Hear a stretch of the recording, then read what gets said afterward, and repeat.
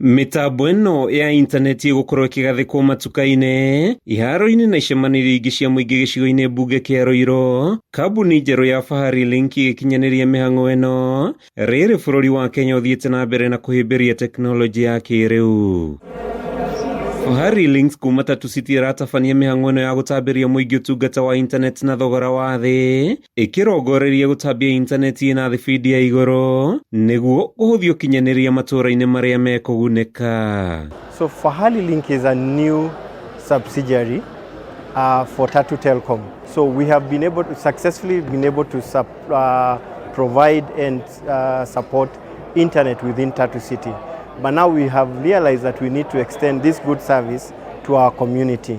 And we have realized our community is being left out by the main internet providers for low-cost internet. Hĩndĩ ya kũrugũria mũtaratara ũyũ, Alex Kahiũ, ũrĩa nĩ mũnini wa mũrũgamĩrĩri wa kambuni ya TATU City gũkũ bũrũri-inĩ, augĩte ikinya rĩrĩ nĩ rĩkũhotithia andũ aingĩ kũgĩa na mweke wa kuona motungata makinyanĩru ma internet, o ũndũ ũmwe na kũhingũra mĩeke mĩerũ ya mawĩra ma nenda-inĩ kũrĩ mbeũ njĩthĩ. Laying fiber to our neighboring community for internet provision on a low-cost value. Our resident can pay either daily, weekly or monthly, which is something that the other telcos have not been providing. Motungata maya ma internet yo nĩ merĩgĩrĩirwo gũteithia atumia na airĩtu kwĩgĩra ũgĩ wĩgiĩ ũgima wao wa mwĩrĩ, kwagĩrithia mĩtũrĩre ya ũndũ ũmwe na ya bamĩrĩ ciao. We are expecting a lot from the FAHARI Link. This is because we really looking forward to ensure that our people are able to access internet. You talk of our youths, we have interacted with them and you know, when we were sharing about all this with them, and they're looking forward because you know, they are able to use it in their education, they are able to use it in talent exposure.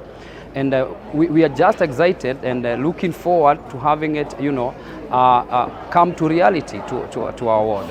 Ihinda-inĩ rĩrĩ makĩria ma kilomita 40 cia mitambo ĩno nĩ ĩrĩkĩtie gũtambio mwena wa TATU City. Ũtungata ũyũ wa intaneti ũgĩkinyĩra AIKARI, mathukuru, kambuni ngũrani o ũndũ ũmwe na iganda. In every leader's objective and also manifestos to ensure that everybody that they represent is digitally equipped.